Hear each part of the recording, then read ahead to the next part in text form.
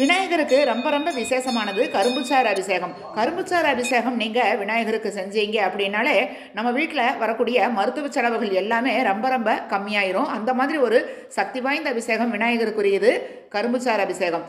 எருக்கம்பூ மாலை, அருகம்புல் மாலை, கொழுக்கட்டை, சுண்டல், இந்த மாதிரி நிறைய நம்ம நெய்வேத்தியத்துக்காக விநாயகருக்கு வச்சு வழிபாடு செய்வோம். விநாயகர் சதுர்த்தியில் நீங்கள் என்ன பொருட்கள் வச்சுருந்தாலும் மறக்காமல் ஒரே ஒரு பழம் மட்டும் வையுங்க. அது என்ன பழம் அப்படின்னா வாழைப்பழம். வாழைப்பழம் வாழையடி வாழையாக நம்ம குல விருத்தியை தரக்கூடியது.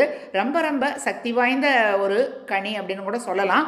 விநாயகர் சதுர்த்தி அப்போ நீங்கள் வாழைப்பழம் வச்சு வழிபாடு செய்கிறப்ப மென்மேலும் உங்களுக்கு குல விருத்தியும், உங்கள் வீட்டில் தங்கு தடை இல்லாமல் காரியங்கள் எல்லாமே நடக்கும். சுப நிகழ்ச்சிகள் உங்கள் வீடு தேடி வரும். நல்ல செய்திகள் விரைவிலேயே உங்களுக்கு வரக்கூடியது நல்லா உணர முடியும். புகழும் செல்வாக்கும் மென்மேலும் உங்களுக்கு அதிகமாயிட்டே போகும்.